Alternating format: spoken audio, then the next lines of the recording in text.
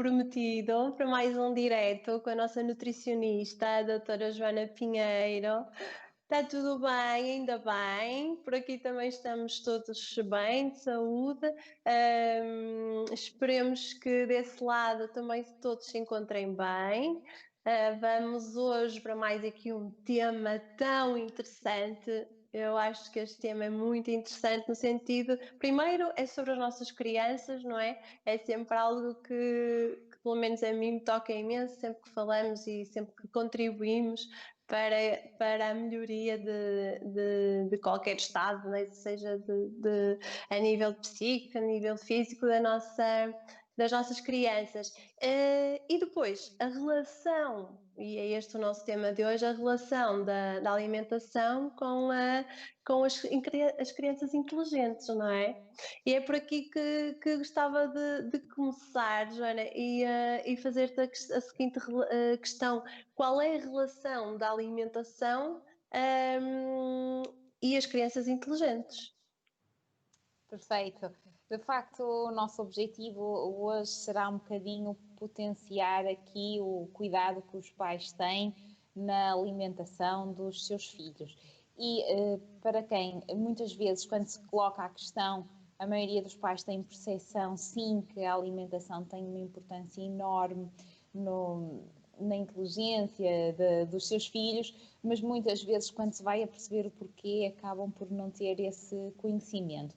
A alimentação consegue, em função do que é dado à criança, consegue otimizar, por exemplo, níveis de concentração, QI, memória, pensamento criativo, otimizar o processo de aprendizagem da leitura e escrita, mas também humor, comportamento, uma boa coordenação física. Portanto, é muito mais do que simplesmente ter boas notas, é todo um bem-estar físico, social, emocional, evitar uma série de problemas de saúde associadas à saúde mental que está aqui por trás. Só para teres uma noção, nós quando vamos ver alguns estudos em relação a alguns nutrientes, nós vemos, por exemplo, que crianças que têm níveis de vitamina C elevados têm, por norma, QI mais elevado.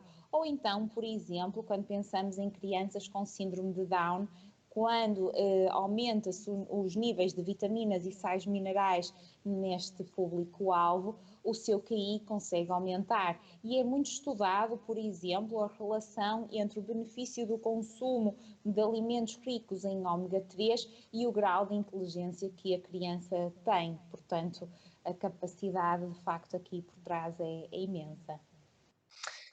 Sim, nós estamos a falar de crianças inteligentes, não é? Mas não estamos a referir-nos a crianças que já têm diagnosticado um QI, não é? Dentro daquilo que é considerado a inteligente, mas estamos a falar também de potenciar para que a criança tenha mais produtividade, não é?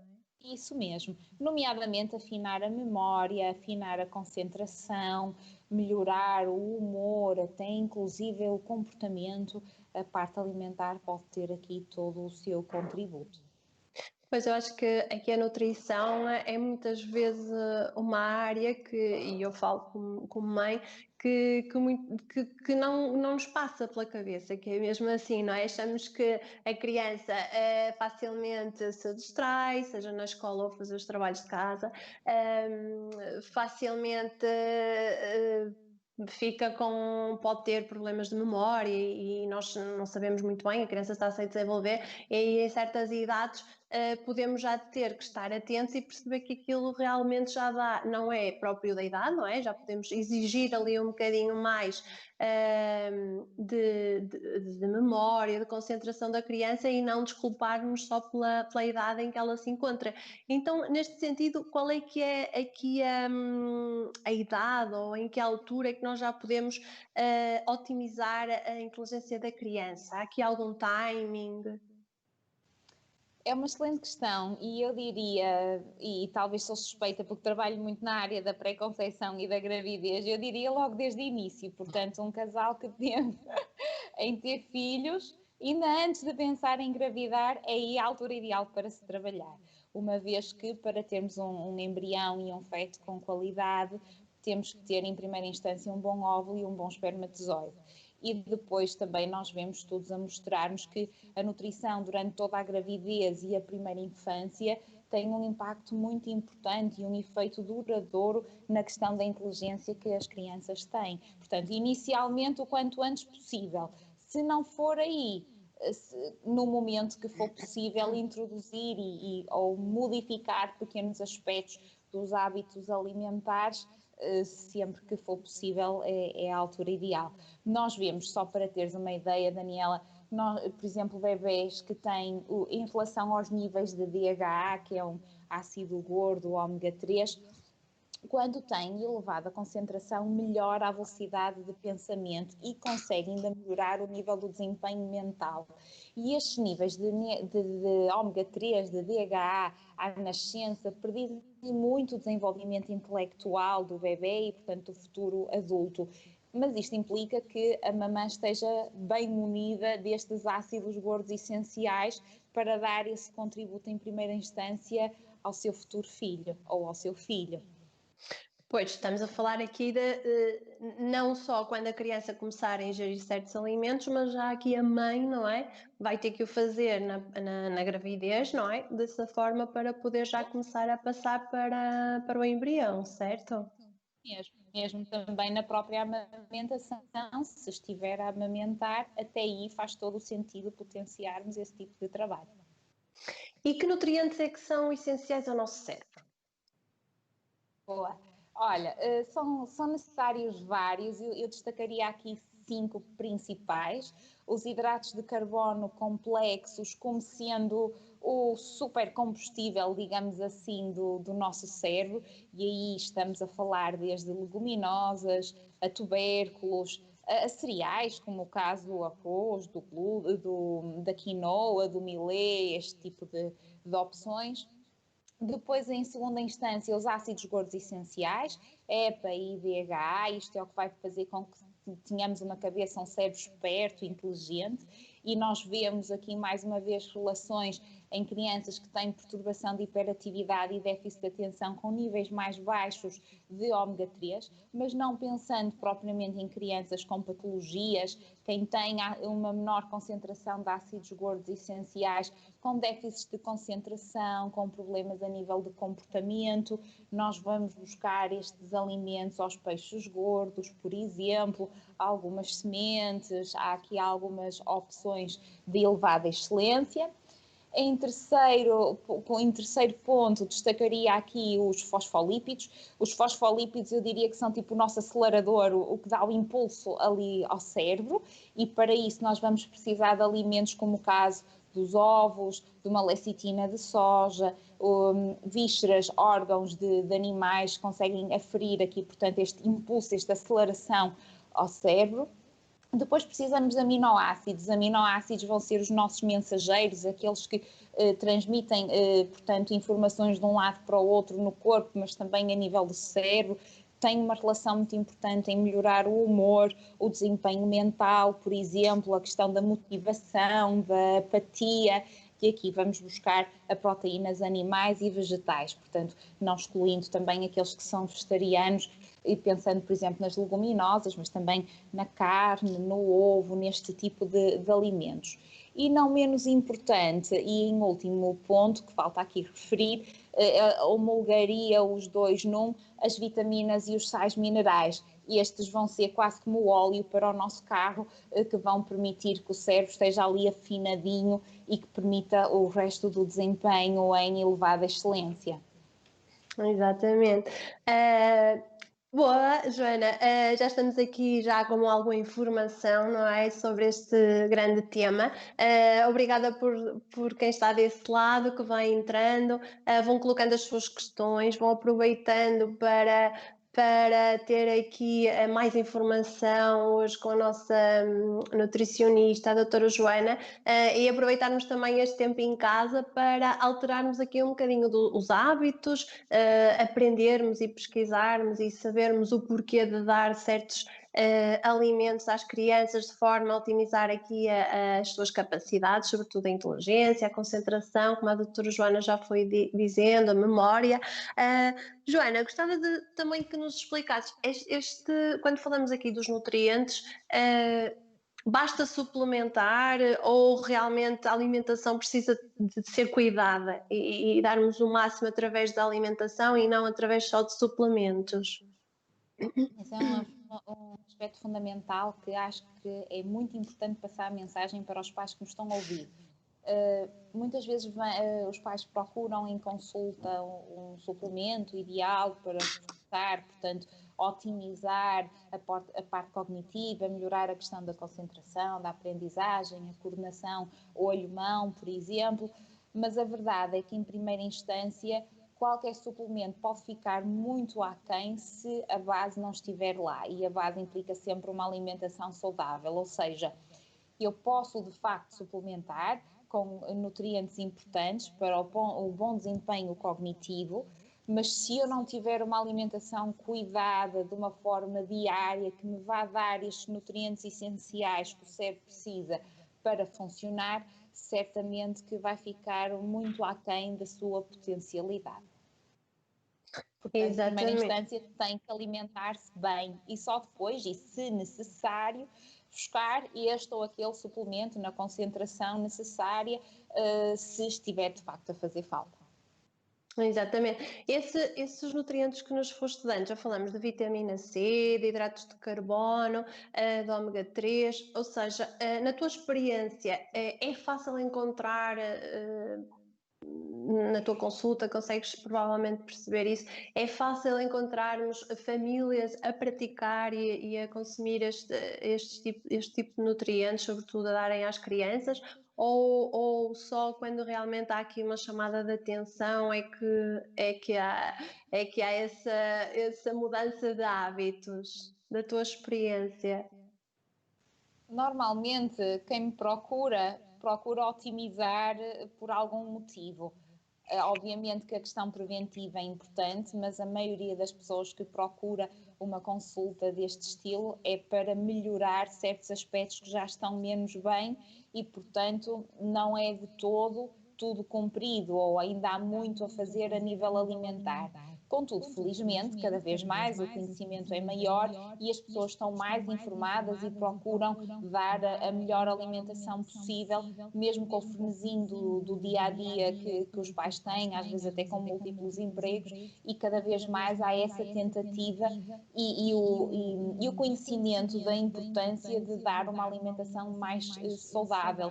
Mas como de facto quem procura muitas vezes este tipo de consultas não é só por uma questão preventiva, mas mais para melhorar determinada condição de saúde, aqui há sempre uma grande lacuna na parte alimentar.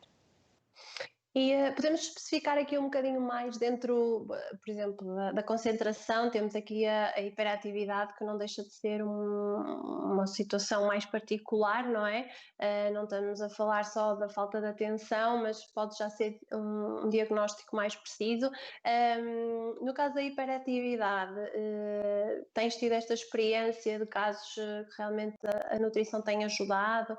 Que aspectos aqui é que conseguimos individualizar? Primeiro temos que perceber, sim, há várias pessoas a procurarem as consultas de nutrição funcional com esse intuito, para melhorar a questão da hiperatividade, e é giro ver de uma primeira consulta para uma consulta subsequente a mudança brutal de comportamento que existe naquela... Sério? Sério. A primeira consulta normalmente não param quietos, desculpem a expressão, mas não têm pilhas de Duracell, não são capazes de estar ali muito sossegados.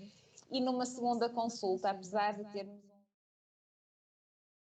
e eu costumo dizer que não é num mês que temos uma mudança de anos ou de muitos meses, mas é um início, mas já com tão pouco tempo, em termos da sua postura, da forma de estar, a mudança de comportamento é brutal. Conseguirem ficar mais tempo sossegados, dialogarem.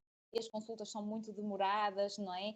E, portanto, aguentarem ali uma hora sem estarem em autêntico frenesim, é daquelas coisas que nós percebemos que de facto faz toda a diferença. Pois, tu aí consegues ter logo visualizar, não é? ali o efeito, o impacto, não é? Porque é É logo isso. visível Depois, se no realmente houver fundo, diferença. Diz. desculpa, só para terminar a questão que estavas a colocar, que apresumo que não a respondi na totalidade. Depois a forma de trabalhar é muito individualizada, porque há que perceber quais são as causas que levam a esta hiperatividade, se estivermos a falar na situação específica da hiperatividade. Portanto, perceber se a alimentação está a ser saudável ou não, que tipo de alimentos está a consumir que não deveria estar a consumir, se há eventualmente possibilidade de aditivos alimentares que possam estar a fazer menos bem, presença de minerais tóxicos, alergénios ou intolerâncias alimentares, portanto, depois há uma panóplia de circunstâncias que podem estar aqui a predispor a este comportamento e muitas vezes há aqui um mau diagnóstico e rotulagem de crianças mal comportadas, não se trata de todo disso. Trata-se de facto de um cérebro que não está otimizado, não está a receber os nutrientes necessários para ter o melhor dos melhores desempenhos. E não quer dizer de todo que aqueles pais tenham sido maus educadores, não estão a conseguir lá chegar, porque de facto a matéria-prima que é necessária por excelência para aquele cérebro trabalhar em pleno não está lá a chegar por algum motivo.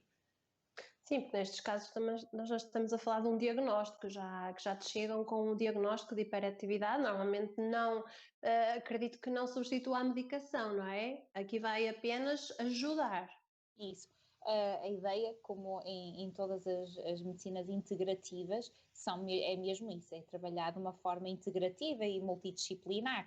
Nada substitui ninguém e todos os profissionais na área da saúde são extremamente importantes e quanto mais integrado e estreito for este trabalho, maior é o sucesso destes mesmos resultados.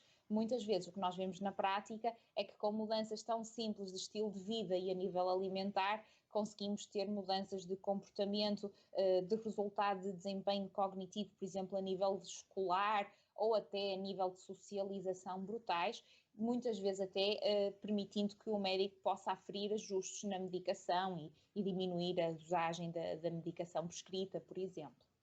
Pois trabalhar aqui sempre em equipa, não é? A tal multidisciplinariedade é o ideal. Mas estamos a falar de hiperatividade, podemos falar também num simples déficit de atenção, não é? Agressividade, dislexia, mas assim em concreto que alimentos da tua consulta, por exemplo, de casos que já tenhas tido, que há ali eu sei que fazes a consulta individual, não é? E bem, mas que alimentos ou que hábitos é que foram alterando ao longo do tempo nestas crianças que possa ter assim esse impacto? Há de facto alimentos que não são de todo saudáveis para ninguém, muito menos para crianças que estão em fase de desenvolvimento, e depois nós percebemos, através da nutrigenética e da nutrigenómica, que uns temos predisposição a umas doenças e a outros a outras. E de facto alimentos como o caso do açúcar, e nós vemos o açúcar presente em inúmeros alimentos, é difícil comprar alimentos que não tenham açúcar na composição. Isto só para pensar que há batatas fritas, por exemplo, que têm açúcar na composição, há tostas que deviam ser O simplesmente pão, o simples carbo, pão. que têm açúcar na composição, isso mesmo. Portanto, é difícil às vezes os pais serem conhecedores de onde está este açúcar escondido e de onde o vamos remover. O açúcar refinado, de facto, não é de todo um alimento ideal para este tipo de crianças. Mas quando falamos em açúcar, também falamos na escolha das gorduras. Hoje em dia, os alimentos processados, tudo o que seja muito embalado, muito industrializado, estou a pensar desde bolachas, donuts, por aí fora, não é? As Paninis, próprias salsichas, é um este alimento tipo que é tão, não isso. é? Dentro dos processados e eu vejo muitas das vezes a facilidade com que se faz um prato para uma criança com salsicha, não é? Por exemplo, estou-me a lembrar da salsicha Por com exemplo, isso massa ou mesmo. Sim, sim. As gorduras de má qualidade, nós de facto percebemos que também não vão otimizar em nada o desempenho cognitivo. E não podemos pensar só em alimentos, também temos que pensar, por exemplo, em aditivos alimentares. E vemos inúmeros produtos no mercado em que tem na sua lista de ingredientes uma série de E's que a pessoa não conhece, não percebe o que é que são, tem nomes muito complicados e que a indústria alimentar os coloca ali e bem para uma questão de criar habituação, de saber bem, de querer comer em maior quantidade, e nós vemos de facto uma resposta muito acentuada e de uma forma menos desejada a estes aditivos alimentares. Exatamente. Quando falamos aqui então da inteligência, falamos aqui um bocadinho das patologias em geral e cada vez mais nas nossas conversas percebemos que eu acho que não deve haver uma situação em particular que a nutrição não vá ajudar, não é? Cada vez temos mais este conhecimento, até mesmo já falamos na prevenção, não é? Famílias que tenham esta predisposição a determinada patologia e que se consiga atempadamente ver que a criança tem probabilidade de desenvolver essa patologia, até aí nós conseguimos intervir, certo? Até a tua consulta de nutrigenética deve nos trazer muitos desses exemplos. É isso. De facto, nós temos hoje em dia já casais a procurar que com os seus filhos bem pequeninos, nós temos crianças com 6 meses a fazer testes de ADN, é um mero esfregaço bucal, não custa nada, literalmente, depois o laboratório é que faz a leitura dos resultados e nós interpretamos-los bem, com o intuito de perceber predisposições, portanto, perceber num meio ambiente desfavorável que patologias podem daí advir ou que doenças aquele futuro ser, enquanto que criança e enquanto que adulto, obviamente também está mais predisposto. Conhecendo isto e conhecendo o nosso funcionamento muito individual, sabemos por que caminho havemos de ir e que caminhos havemos de evitar. Mas também sabemos se eu tenho comprometido determinado processo no meu organismo, vamos dizer, determinada autoestrada, eu não vou pela autoestrada, eu vou pela estrada nacional ou pelo desvio para chegar ao resultado final. Então é uma área de facto fascinante porque ajuda não só a prevenir, mas também a compreender melhor como cada um de nós funciona. Claro, e aliviar muitas vezes as consequências destas patologias, não é? Quando elas chegarem já serem percebidas e já saberem como é que deve ser a abordagem. Mas que eu acho Então, que é muito interessante para quem nos está a ouvir. Já falamos inicialmente em que altura em que podemos atuar e passando um bocadinho à parte da gravidez e da amamentação, quando começamos a ingerir e a dar alimentos às crianças, que cuidados, que alimentos, que nutrientes é que devemos estar atentos para não dar às vezes, é nunca. Isto existe? Existe algum alimento que nós existe, possamos claro, dizer não vamos dar, que não vai fazer nunca falta o nenhuma? mínimo. Açúcar não faz falta nenhuma. Gorduras processadas não fazem falta nenhuma. Cafeína, dar Coca-Cola, dar um iced tea, por exemplo, não fazendo publicidade a marcas, não faz falta nenhuma às nossas crianças. Alimentos que sejam light à conta de adoçantes, não faz falta nenhuma. A OMS não recomenda em grávidas, não recomenda em aleitantes, nem em crianças pequenas. Só para teres ideia, há estudos a mostrarem-nos, obviamente que há várias causas, não é, a originar determinados problemas, mas com um largo consumo de alimentos com adoçantes, isto podemos estar a falar um sumo, podemos estar a falar um gelado, não temos que falar o adoçante de pôr no café, não é? Podemos até falar uma bolacha que foi substituído o açúcar pelo adoçante para ser light, digamos assim. Um grande consumo de adoçante em crianças tão pequenas pode agravar ou predispor a pesadelos, a enjoos, a perda de memória, a birras, a desejos para doce. Portanto, também seria aqui um alimento que eu colocaria um não redondo para os pais utilizarem. Ou melhor, para os Pois, pais não utilizarem. Exato, utilizarem esta informação. E quando estamos a falar de pais, estamos a falar de cuidadores, de avós, de Isso, amas, não é? De todos que isso possam mesmo. estar ali em contacto e de todos os outros que vêm com a goma, vêm com o chupa-chupa e acham que estão a fazer o melhor pela criança, não é? E há aqui Exatamente. uma, uma mentalidade, há aqui algo que ainda existe na nossa sociedade que realmente ainda não conseguiram pesar. Isto é muito das experiências que eu vejo, tanto como mãe, mas sobretudo nas minhas consultas. E não vou falar das cáries, prometo, mas que realmente é essa a experiência que eu trago, não é? Pelo meu dia a dia. Vejo pais a sofrerem, vejo as crianças, para não falar das crianças, não é? Estou a falar de crianças de 2, 3 anos a sofrerem de abscessos, não é? De infecções, porque realmente têm muitas cáries. E isto existe aos 3 anos, as pessoas não têm noção disso. Mas a culpa não é da criança, não é? É de quem está à volta dela. E não conseguem ter a noção de que o que lhes estão a dar não é bom. Então estamos a dar um docinho, estamos a dar um miminho, queremos agradar, queremos mimar, mas essa é a pior forma, não é? Há tantas outras. Se começássemos a perceber o quanto o sofrimento existe nestas crianças, quando estamos a falar de açúcares, não é? Que vão sendo ingeridos diariamente, mas se é um alimento que não faz falta, então vamos erradicá-lo, não é?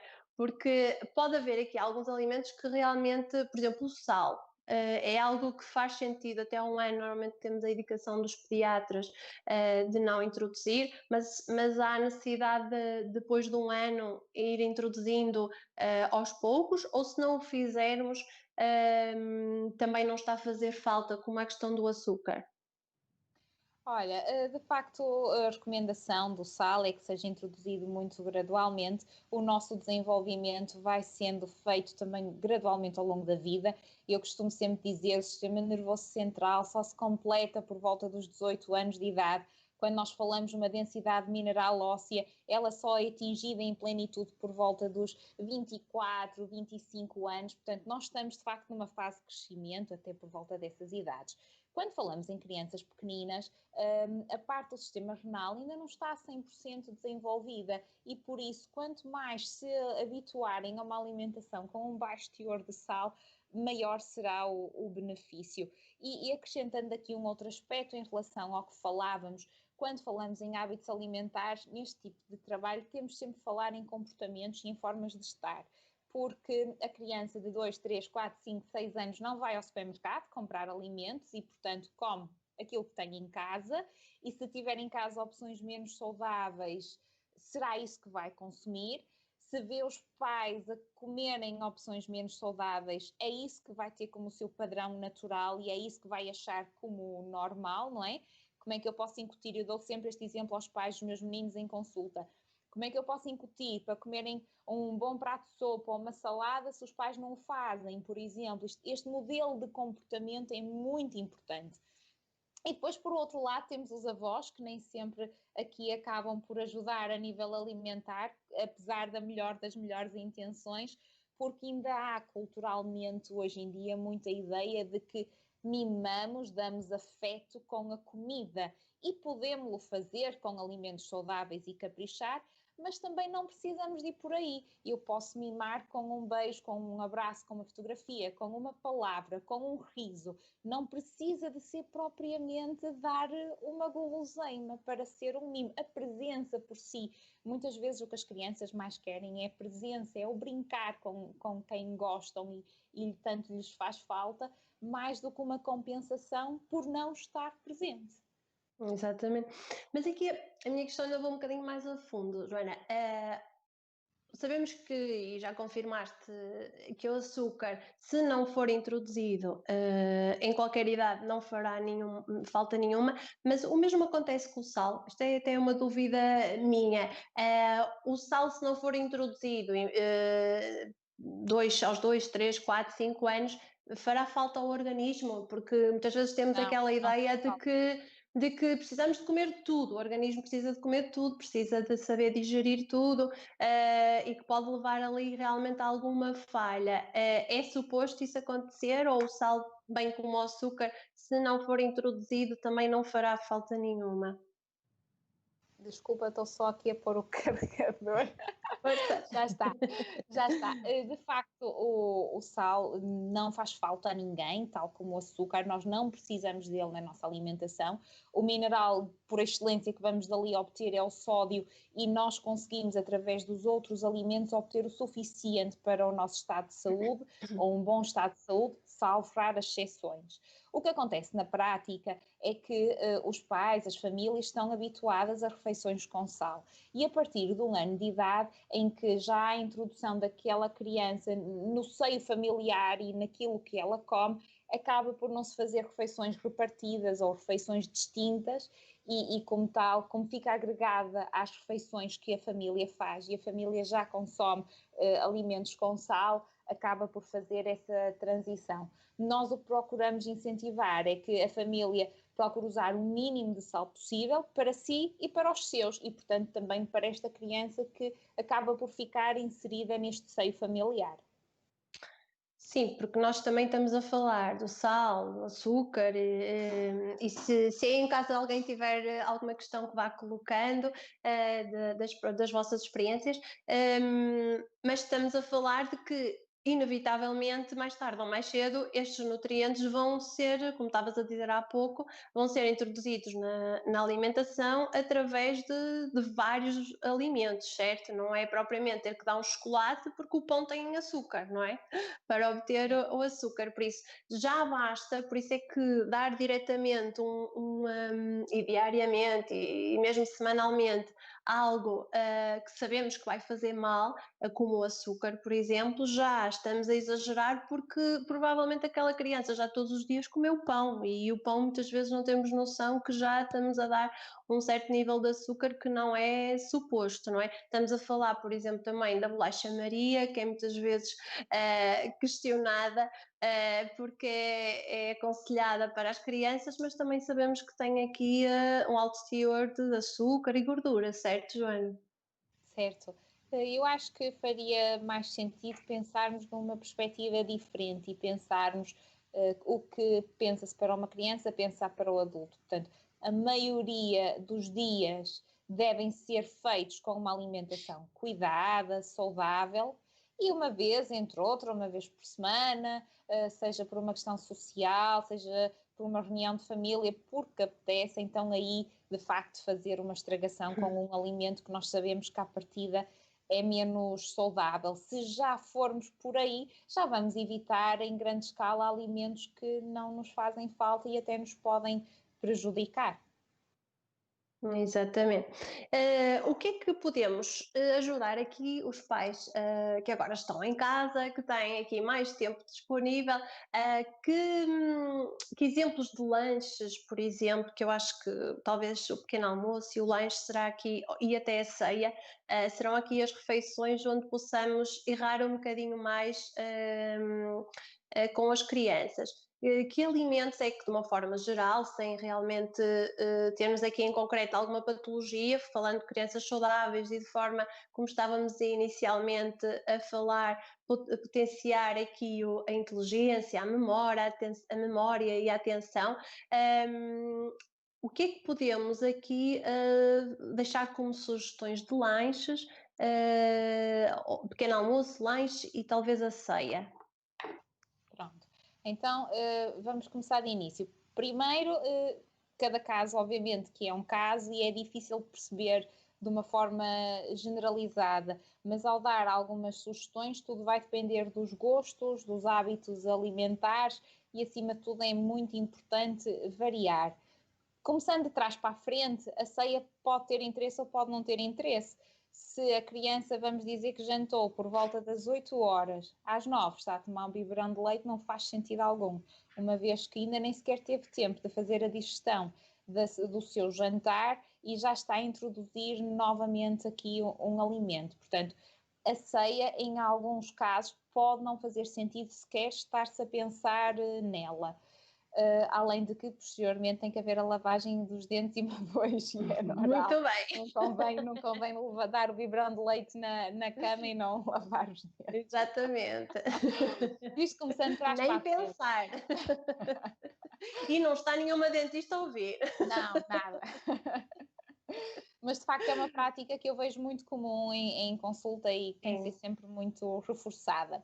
Em termos de lanches, podemos pensar, por exemplo, em fazer umas panquecas, em fazer um bolo na caneca, em fazer um pãozinho com queijo, em fazer uma espécie de um suicinho com um queijo fresco e fruta, fruta com frutos gordos, por exemplo, a introdução do leite ou da bebida vegetal em função do que for possível naquele caso, e um pãozinho, por exemplo, umas tostas com um hummus, por exemplo. Há inúmeras possibilidades aqui de lanches. Acima de tudo, acho que faz mais sentido é dizer que não devem ser sempre o mesmo, porque o que eu verifico de facto é que muitas vezes as crianças estão saturadas dos lanches que os pais lhes enviam, é sempre o mesmo. E chega a um ponto que é verdade, é sempre o pão com queijo ou sempre o pão com fiambre, e depois ouço pais a dizer, mas eu não sei o que é que lhe é de mandar mais para o lanche. E de facto isto faz aqui alguma diferença. É verdade que há lanches que não são próprios ou adequados para determinadas idades para levar nas lancheiras, e aqui depende se vai fazer o lanche em casa, se vai levar, da idade, no fundo, mas a diversificação é meio caminho andado também para o sucesso. Mas isto implica também algum planeamento familiar. Sim, acho que mais difícil do que prepararmos estes lanches em casa ainda é preparar os lanches para levar para a escola, não é? Aqui há alguns hábitos que nós ainda vemos, eu acho que ainda há pouco ouvi escolas que davam leite chocolatado, por exemplo. Mas também já ouvi bastantes exemplos de mudança de hábitos nas escolas em termos de alimentação, o que realmente é muito positivo. Deixa-me só, Joana, temos aqui a Sara, é assustadora a quantidade de crianças que ingere diariamente esse tipo de produto tão nocivo. Diabetes, obesidade e colesterol alto em crianças de tenra idade é cada vez mais uma realidade. Obrigada, Sara, pelo comentário e a partilha. Assim, também estamos a falar, falamos há pouco de algumas patologias, e realmente a diabetes, a obesidade e colesterol é realmente visível nesta faixa etária, certo, Joana? Sim, e cada vez mais, muito associado, como a Sara dizia bem, associado aqui aos comportamentos alimentares. Quanto mais cedo são introduzidos e em maior concentração, claro que mais cedo também o corpo vai mostrar um sinal de que está menos bem. Houve um estudo muito engraçado que partilhou a informação da comparação da quantidade de açúcar que as crianças até aos 7 anos de idade tinham comido em comparação com os seus avós. E o estudo que demonstrava era que a quantidade de açúcar que estas crianças tinham consumido durante os seus 7 anos de vida era equiparado à quantidade de açúcar que os seus avós tinham consumido durante a sua vida toda. E, portanto, aqui a explicar uma das razões pelo qual hoje em dia é comum nós vermos uma diabetes mellitus tipo 2 aparecer em idades bem mais precoces, uma hipercolesterolemia, que se calhar há 10, 15 anos atrás nós dizíamos que era impossível, hoje em dia nós vemos que é possível devido a este massivo consumo de determinados alimentos menos saudáveis. Exatamente. Temos aqui também um comentário da Bárbara. Obrigada, Bárbara. O meu bebê tem 11 meses e agora só quer leitinho na papa. Ainda é uma fonte de cálcio e outras vitaminas fundamentais, certo, doutora Joana? Só quer leitinho na papa. E continua a ser uma fonte de cálcio e outras vitaminas, não é? Mesmo desta Certo, forma. certo. De facto, nós percebemos que algumas crianças, mesmo pequeninas, acabam por se saturar da ingestão do leite da forma tradicional, como nós a conhecemos. E não há mal nenhum nisso. Eu lembro-me de ter uma mãe em consulta que dizia que o seu bebê não queria o leite de maneira nenhuma, mas conseguia-lhe dar iogurte e conseguia-lhe dar o queijo fresco, por exemplo. Então, não temos que nos centrar mera exclusivamente no consumo do leite ou do biberão ou da canequinha de leite, portanto, per si. Este alimento pode ser introduzido de diversas formas. Dos Contudo, derivados, não é? exatamente, podemos ir na questão da papa, de cereais, mas também nos seus derivados, no caso do iogurte, do queijo, mas também temos que pensar e perceber que temos um outro público-alvo com realidades alimentares muito diferentes, que são o caso dos vegetarianos e, em particular, os vegan não consomem laticínios de forma alguma, E o cálcio não é um alimento meramente presente neste grupo de alimentos, dos laticínios. Por isso, nós podemos ir buscar desde as amêndoas a uma semente de sésamo, conseguimos ir buscar a diversos alimentos, e quando pensamos em densidade mineral óssea, não podemos pensar, e em crescimento, não podemos pensar mera e exclusivamente em cálcio. Temos que pensar em magnésio, temos que pensar em proteína, temos que pensar em vitamina B. Portanto, se estes estiverem comprometidos, este crescimento, esta densidade mineral óssea também vai estar comprometida. Não é só cálcio e não tem que vir só dos lácteos. Portanto, não há problema nenhum desde que a fonte esteja assegurada. Exatamente. Temos aqui uma pergunta muito interessante, Laura, obrigada. Alimentação para crianças inteligentes ou alimentação inteligente para crianças? Perfeito. Pode ser um bom Sim, trocadilho, boa. sim, Obrigada, sim. Laura. De facto, nós percebemos isso mesmo, porque nós temos crianças desde com perturbações de hiperatividade, com déficit de atenção, com distúrbios de aprendizagem, com comportamentos agressivos, que se vai ao fundo da situação, muitas vezes são intolerâncias alimentares por trás, e aqui é muito difícil generalizar, cada caso é um caso, em que basta removermos esses mesmos alimentos e tem um efeito imenso na sua parte cognitiva e, portanto, no seu comportamento, na sua memória, na sua concentração, na coordenação mão-olho, por exemplo. É de facto extraordinário o impacto que a alimentação tem. Estavas a falar aqui de alguns aspectos, de alguns alimentos, e eu vou-me lembrando aqui de alguns.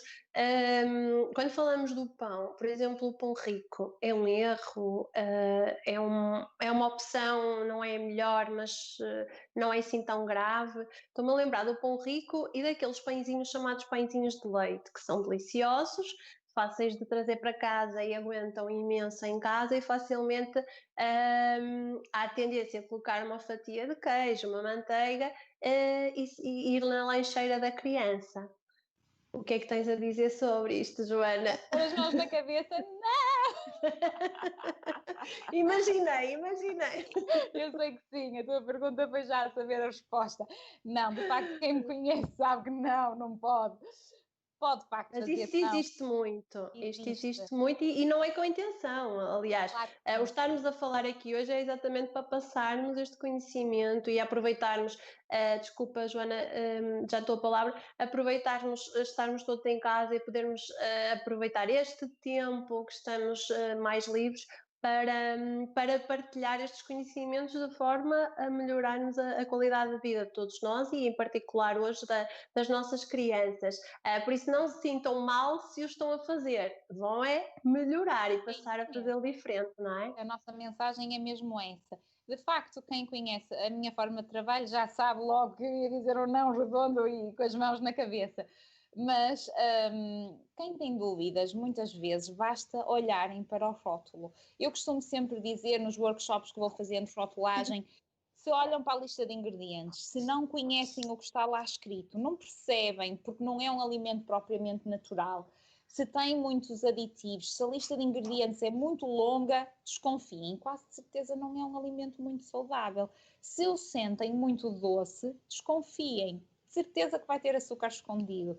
Eu estou a pensar numa broa de milho que comprei há algum tempo atrás num sítio diferente, o meu filho gosta muito de broa, e ele agarrou-se àquela broa assim de uma maneira particularmente afincada, não é? Deixa-me adivinhar, o teu filho não come doces. Não, nem nunca tocou em açúcar. Nem Boa. dissimulado, nem sem ser. Sabes que eu tenho esse orgulho de conseguir que o meu filho até aos 3, 4 anos não saiba o que é um doce. Ele já tem 4 anos, já sabe, tem direito a isso, mas sabe que há regras e sabe o que é que deve e não comer. Mas realmente não é fácil. Mas ninguém tem que se sentir mal quando consegue ter essa atitude, não é? E não só, mesmo nós às vezes, claro que não andamos sempre a ler rótulos e vamos comprar alimentos a inúmeros sítios, a intenção é dar uma boa nutrição, mas às vezes temos surpresas por trás. E esta broa de milho foi uma autêntica surpresa, porque eu quando a coloquei na boca disse, alto lá, está aqui qualquer coisa que não está muito bem. E quando fui ver a composição, e nós conseguimos perceber pela ordem que aparece na lista de ingredientes, saber se está em maior quantidade ou menos, e vocês podem fazer esse exercício em casa. Portanto, quanto mais próximo do início esse mesmo ingrediente estiver, açúcar ou outro, estará em maior concentração. E Boa o açúcar dica. era um dos casos, e portanto estava em grande concentração ali naquela broa de milho, e obviamente que eu depois não a dei para eu comer, mas até nós somos surpreendidos com determinados alimentos que não era expectável terem e têm açúcar na composição. Exatamente. Desculpa, deixa-me só, que faltou aí dar aí uma dica importante. De facto, o pão de forma é prático, as crianças gostam de levar. Uma sugestão que o podem fazer, seja com o pão de forma ou com outro, mas o pão de forma é mais prático, é escolherem um bom pão de forma, podem até fazê-lo em casa e cortar às fatias e servi-lo assim, ou então utilizar, dependendo da idade, obviamente, mas em idades mais tenras eles gostam muito das formas e dos bonequinhos e usar cortantes para dar ali a forma que querem de uma estrela, do boneco preferido, seja o que for, e usar o restante, porque não se vai desperdiçar, como é óbvio, para fazer um pão torrado ou utilizar para fazer pão de... Ai, está-me a faltar a expressão, ajuda-me. Pão ralado. Não há necessidade de haver desperdício. Portanto, podemos usar aquelas sobras para fazer outro tipo de coisas e dar-lhes com um aspecto que eles gostem e cativar-lhes a atenção. E parece o pão de forma processado convencional, mas é muito mais interessante. Mas aqui a minha questão era, na compra, aí poderá dar um bocadinho mais de trabalho em casa, mas na facilidade de trazer do supermercado, que opções é que podes nos sugerir para incluir, por exemplo, num lanche para levar para a escola? Tentar ter o pão fresco, para quem não o tem, o que é que pode trazer do supermercado? E que a criança ali a meio da tarde deve ingerir uma fruta, um iogurte, um pãozinho com queijo, um exemplo de um lanche que nos possas dar com mais confiança. Não te consigo dar. Já sabia.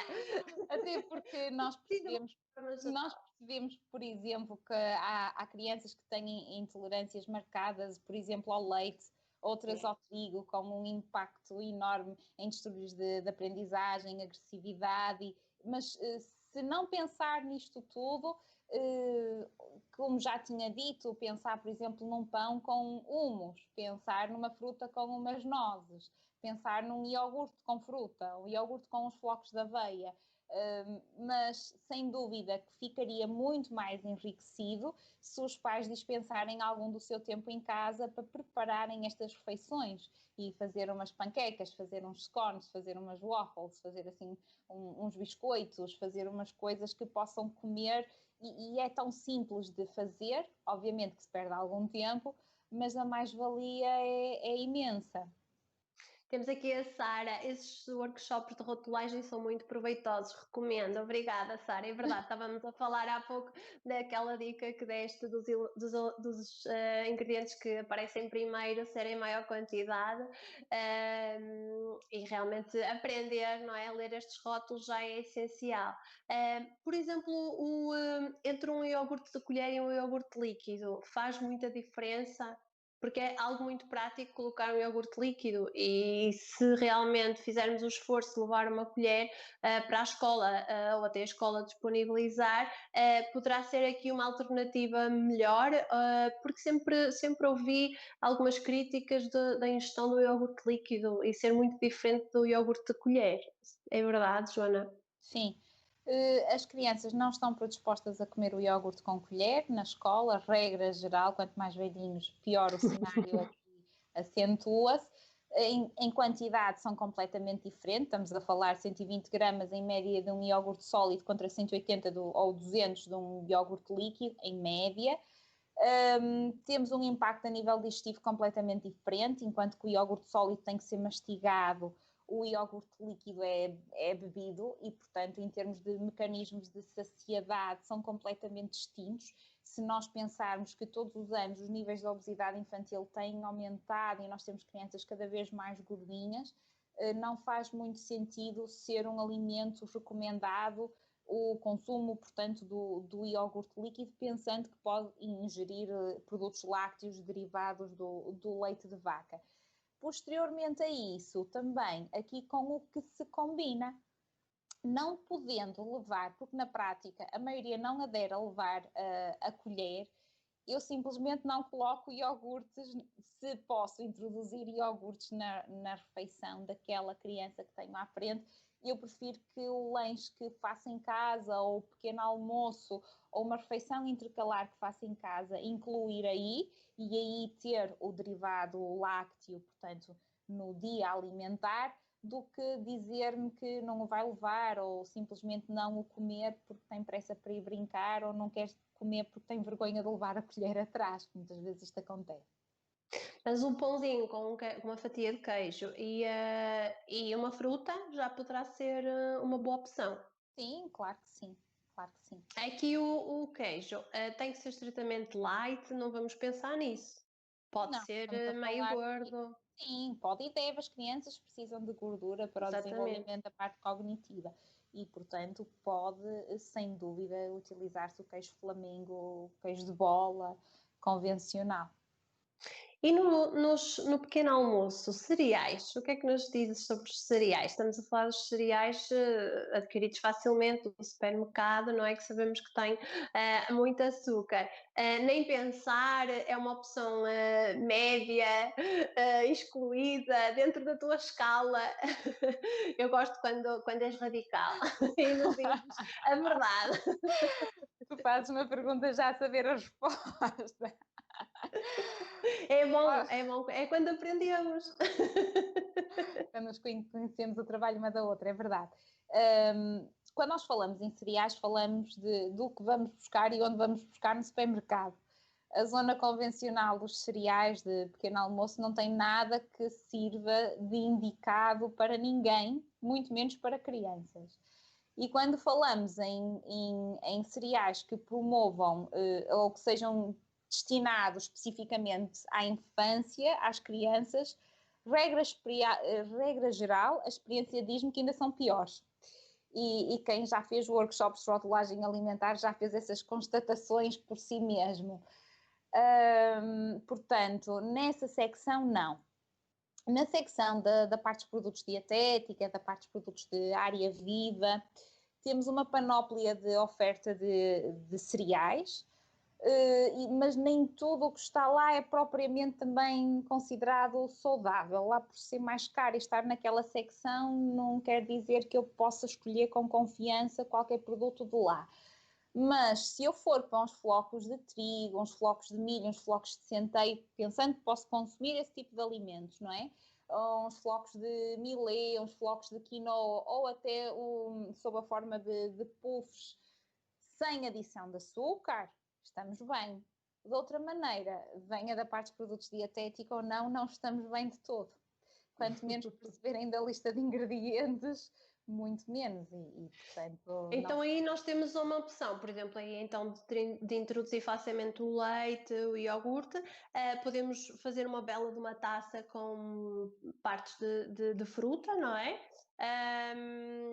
A gelatina, por exemplo, é aqui uma boa opção. Normalmente a criança gosta bastante de gelatina, acha piada ao alimento. O que é que nos dizes sobre as... Nós hoje vamos abanar mentalidades.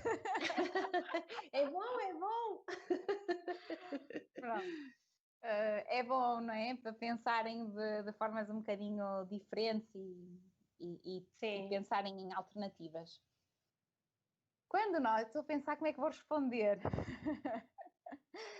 Quando nós falamos em gelatina, depende também aqui, como falávamos dos cereais, que gelatina estamos a falar. Grosso modo, a maioria da gelatina que é consumida ou adquirida é gelatina de origem animal, é gelatina doce de porco onde basicamente temos o osso de porco e esses aminoácidos nós não temos falta deles, ou seja, nós vamos buscá-los com facilidade à alimentação. Depois temos corantes, conservantes, aromatizantes e açúcar. Ora, tendo que nós falamos que corantes, conservantes, aromatizantes são aditivos alimentares que não fazem bem ao cérebro, está excluído. Falamos que o açúcar não faz bem ao cérebro, está excluído. Os aminoácidos que vêm do osso do porco não nos fazem falta, portanto eu não vejo interesse rigorosamente nenhum da gelatina convencional. Se eu quiser mimar o meu filho, eu dou-lhe um doce que ele possa comer, que ele desfrute. Neste caso não vou dar com açúcar e não sei o quê, mas dou uma coisa a sério. Mas não temos de origem vegetal também. Pronto. E vamos por categorias. Quando temos, de facto, uma gelatina de origem vegetal, ela, regra geral, não é a primeira linha de escolha porque ela é muito mais cara. A base da matéria-prima gelificante vem da alga agar-agar, é uma alga, e por isso é que o preço é muito mais caro. Esta alga tem, de facto, vitaminas e sais minerais, tem alguma fibra e, por isso, tem aqui um benefício por trás acrescido. Contudo, tem na mesma os corantes, tem os conservantes, tem aromatizantes e tem o açúcar. E se não tiver o açúcar e se comprarem o light, tem o adoçante. Não sei qual é que é melhor, sinceramente. Porque ambos são maus. Já percebi a dificuldade na tua resposta. Estou a chocar, mas estou. Eu já sei que eu faço sempre isto. Depois, temos outra alternativa bem mais trabalhosa e felizmente já há pessoas a publicarem receitas na internet, a darem sugestões, em que vamos usar esta mesma alga, a alga agar-agar, que se compra em flocos ou em pó, e uso-a com polpa de fruta e consumo de fruta e tenho uma gelatina maravilhosa. E é isto que acontece, a magia. Esta pode ser. É uma boa opção, não é? Lá está, nada se faz sem trabalho, não é? Claro que aqui o que queríamos ouvir muitas vezes são fórmulas, não é? Rápidas, acesso rápido a alimentos, mas eu acho que podemos concluir que daquilo que nos foste dizendo, que a alimentação saudável, e neste caso em particular que falamos, de forma a potenciar aqui todos estes aspectos, a inteligência, a atenção, a memória e uma alimentação saudável de uma forma geral, nada se faz sem trabalho, não é? Não estamos à espera de ir buscar essas fórmulas, nem alimentos pré-feitos, não é? ao supermercado. Acabamos aqui por ter que ter alguma dedicação para a elaboração destas refeições das nossas crianças, certo, Joana? É isso mesmo. Eu se calhar daria um exemplo para tornar mais óbvia ainda esta informação. Se nós pensarmos, por exemplo, num atleta de alta competição, ele para chegar àquele nível, ele ou ela para chegar àquele nível de excelência, teve muitas horas de dedicação, de empenho, de esforço, de trabalho por trás. Ora, se eu quero otimizar a minha saúde, eu tenho que ter a mesma excelência, o mesmo cuidado na escolha em tudo o que faço e que dou ao meu corpo. Exatamente. Neste caso, quando falamos em crianças pequenas, essa responsabilidade é por parte dos pais. E pensando ainda um bocadinho mais além, os nossos modelos comportamentais enquanto que pequeninos irão ser replicados enquanto que adultos para os nossos filhos e, portanto, faz todo o sentido que os pais deem bons exemplos para que os seus filhos, um dia mais tarde, também os façam ou tenham essa possibilidade de o poder a vir fazer. Exatamente. Bom, Joana, acho que ficávamos aqui horas e horas a falar, e eu acho que é interessantíssimo falarmos até de cada alimento em particular, porque ficamos a conhecer o porquê de não o ingerirmos ou o porquê de o passar a ingerir. E eu acho que isto é a essência da nutrição e do conhecimento que cada um poderá ter, porque muitas vezes ouvimos não ingerir determinado já ia para o medicamento, já é a prática clínica, o meu hábito diário, não ingerirmos determinado alimento e não percebermos porquê, não é? E acho que devemos sempre perceber o porquê da ingestão ou não ingestão, para também depois passarmos a ter essa atitude facilmente. Para quem está em casa, obrigada por continuarem connosco. estamos a chegar já a uma reta final, já vamos aqui com uma conversa ótima, mas longa. Coloquem, ainda temos aqui uns minutinhos para colocarem mais questões. De uma forma geral, Joana, eu não sei se gostavas de acrescentar alguma Quero, coisa. quero, Então quero. diz-me. Há um aspecto que nós não falamos que parece-me particularmente importante aqui também. Quando nós falamos em otimizar cérebros inteligentes, potenciar, portanto, a questão da memória, do desempenho intelectual, comportamentos agressivos, este tipo de questões que são muito saúde mental, alterações do humor, também temos que pensar num outro aspecto que a nutrição funcional faz, que é a questão de analisar a presença de minerais tóxicos, ou seja, nós conseguimos hoje em dia perceber que a presença de determinados minerais em grandes concentrações que levam à depleção de outros podem predispor a estas situações. Estou a pensar, por exemplo, o cádmio em grande concentração, a neutralizar o zinco e a levar a que estas crianças que tenham concentrações elevadas de cádmio a terem maior agressividade, a terem um desempenho mental perturbado. Podemos falar em chumbo, podemos falar em mercúrio, portanto, obviamente que a parte alimentar é toda muito importante. Também ela pode levar ao aporte de determinados minerais tóxicos na alimentação e é preciso conhecer. Às vezes o problema são as nossas sensibilidades, as nossas predisposições, que são muito individuais e que de facto para o meu vizinho não fazem diferença rigorosamente nenhuma, mas para mim tem um contributo na minha forma de estar completamente oposta e essa individualidade, essa percepção é importante, especialmente quando há problemas, ser conhecida e poder ser melhorada. A Joana, o que nos estás a transmitir, então, serão nutrientes que devemos mesmo não fazer a ingestão, certo? Não. Estamos a falar, portanto, quando nós consumimos um alimento, nós consumimos uma grande quantidade de nutrientes. Aquilo é um cocktail, basicamente. Uhum. Mas algumas pessoas são mais expostas do que outras a determinados minerais em função da sua alimentação ou do seu meio ambiente. Estou a pensar no chumbo, por exemplo, e pensar em crianças que vivem em meios citadinos, onde haja uma grande poluição, por exemplo. E aqui a forte relação, por exemplo, que tem com uma maior probabilidade de não acabarem o secundário, de dores de cabeça, perturbações de leitura, enfim. Nós percebendo que existem determinados minerais tóxicos em grande quantidade no nosso organismo, quelando-os, diminuindo a sua presença no organismo, conseguimos mudar por completo ou mudar em grande proporção a saúde mental, a forma de estar, o comportamento daquela pessoa e não podemos dizer que aquela pessoa é assim porque é sim, há sempre uma causa e às vezes são esta presença de minerais tóxicos ou alergénios alimentares que são presenças muito individuais. Mas como é que consegue chegar a esses resultados? Que tipo de teste é que é feito?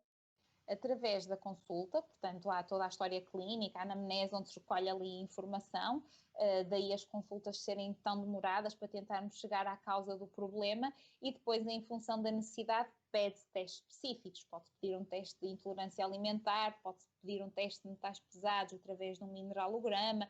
Portanto, em função da nossa necessidade, pedimos os testes específicos para confirmar as nossas suspeitas e perceber de onde é que vem a causa do problema. Porque às vezes acontece isto, nós às vezes temos pais em consulta que já têm que dão uma alimentação saudável aos seus filhos, evitam açúcar, evitam aditivos alimentares e mesmo assim têm crianças aqui com alguns comportamentos e portanto nós temos que ir à raiz do problema de uma forma mais profunda e é nos detalhes aqui nestes pormenores que se vai fazer toda a diferença. Pois é, a importância aqui realmente então da consulta, não é? Muitas vezes achamos e damos por dado adquirido que a criança é realmente muito mexida, não é? Ou que realmente colocamos a ver um vídeo ou em frente a um computador ou queremos que ela se concentre num trabalho de casa e vemos perfeitamente que ela não o consegue fazer e talvez por insistência ainda será pior, não é? Porque realmente estamos ali a forçar um comportamento que a criança simplesmente não o consegue fazer. Realmente aqui toda esta gama de profissionais que podem ajudar aqui a criança, desde o pediatra até a nutricionista, é realmente muito interessante e é através deste teu conhecimento que nos partilhas hoje que conseguimos ir um bocadinho mais além, não é? E estamos a falar aqui de perceber as nossas crianças, que é muitas vezes tão simples e muitas vezes não o conseguimos fazer. Às vezes damos por nós, provavelmente e em casa também devem ter essa sensação, de que facilmente dizemos deve ser da idade, ou isto passa, ou ele é assim. E muitas vezes temos que tentar perceber que realmente não há mais nada a fazer pelas nossas crianças, certo, Joana? Normalmente há sempre mais alguma coisa a fazer pelas nossas crianças. Exatamente. Boa, conseguimos aqui, na minha opinião, espero que lá em casa também tenham sentido mesmo que nós sentimos desta partilha e realmente deste tema tão interessante e que muitas vezes não é falado. De uma forma geral e para terminar, Joana, já falamos aqui realmente de alguns alimentos que não devemos ingerir e alguns nutrientes. Queres fazer aqui assim uma revisão para finalizarmos, sobretudo porque houve alguns seguidores que acabaram por ir entrando a meio ou mais para o fim. De qualquer forma, vai ficar disponível a nossa partilha nas nossas redes sociais. Mas podemos fazer aqui um pequeno resumo para concluir, Joana? Claro que sim. Em primeira instância, pensando em otimizar saúde mental, desempenho cognitivo, tem que se colocar as crianças a comer bem, fazer uma alimentação saudável e o que os pais sejam este modelo de imitação, ou seja, não basta incutir na criança que coma, mas também que o façam e com prazer, por favor, porque eles notam pelas expressões faciais se não é com prazer. Portanto, Não, com não, prazer. não vai. Não, não vai, não funciona, eles são muito inteligentes. Portanto, comerem bem, os pais serem modelo de imitação, fazerem as refeições em conjunto para permitir esta Vamos pedir um passagem de bocadinho mais, valores. Joana. Não só os pais, mas todos que envolvem a criança. Certo, eu estou a falar dos pais, mas estamos a falar todos os educadores, nem sempre é possível, os avós, quem está no seio familiar e no seio de, portanto, de união daquela criança.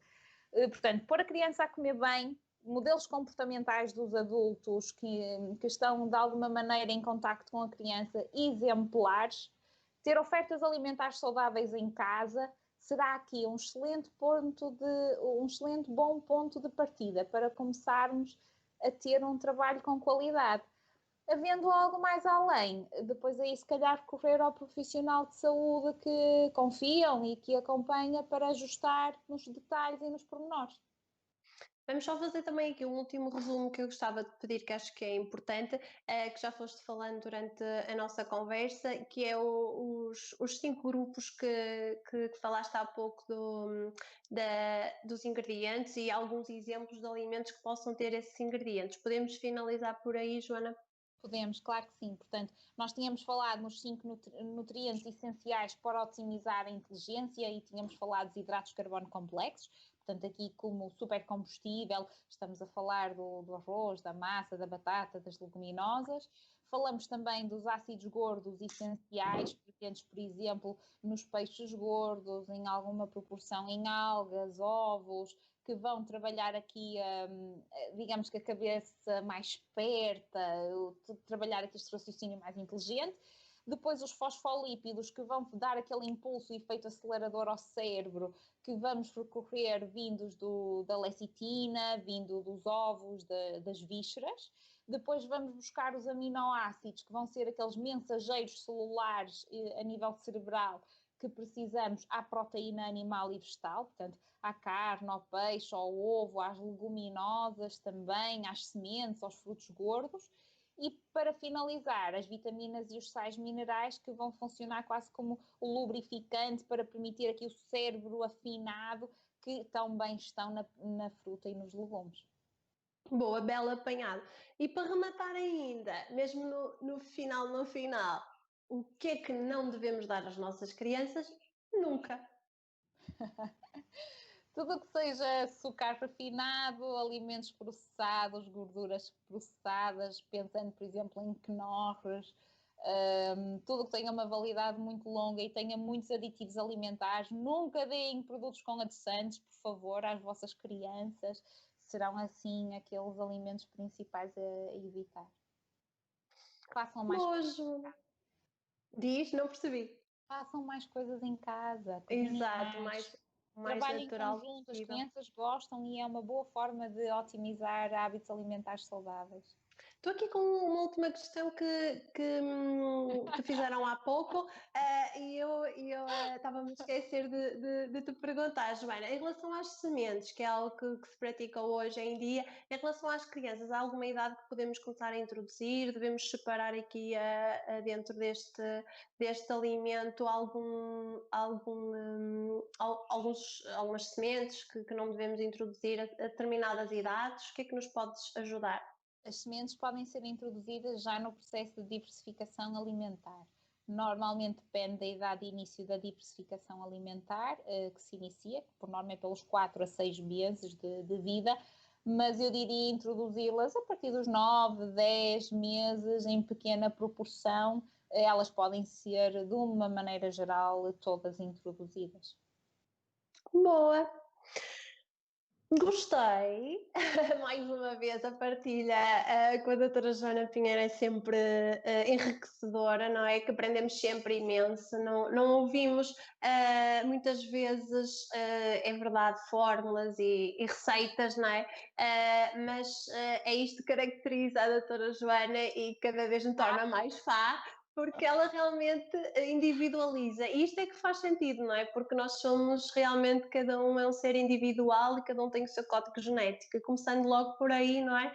Cada um tem o seu ADN e partindo daí não há muito realmente que inventar. E daí realmente o teu valor no conhecimento e na forma como trabalhas, porque trabalhas realmente cada ser individual. E queria-vos partilhar mais uma vez.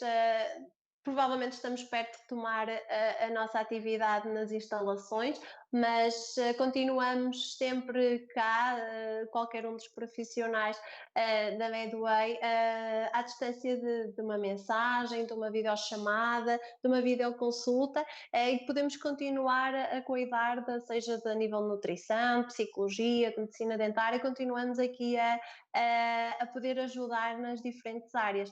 Se me permites, Joana, queria deixar já o nosso próximo tema em relação ao próximo direto, que será com a doutora Bárbara Pereira, no domingo às 11, como já é habitual, e vamos falar de dicas como lidar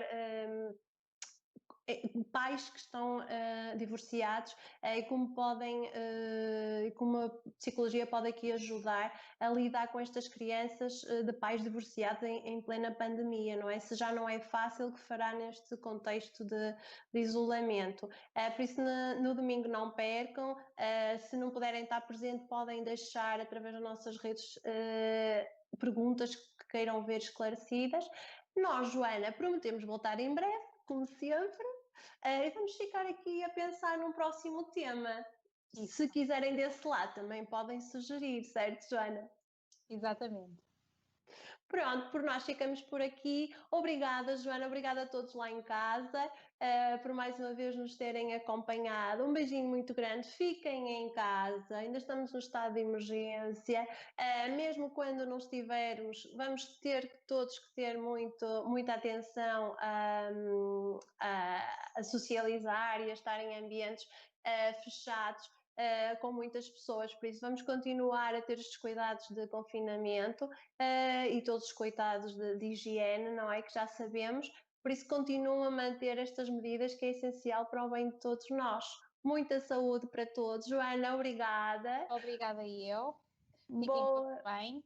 Só para deixar uma última mensagem, uma última informação, se houver alguma dúvida que tenha ficado, que não tínhamos respondido ou que tenha entretanto surgido, também utilizar as nossas redes sociais para o colocar, que obviamente que estamos à inteira disposição para o poder fazer. Exatamente. Obrigada, Joana. Mais uma vez foi aqui a prova de que nós somos o que comemos, não é?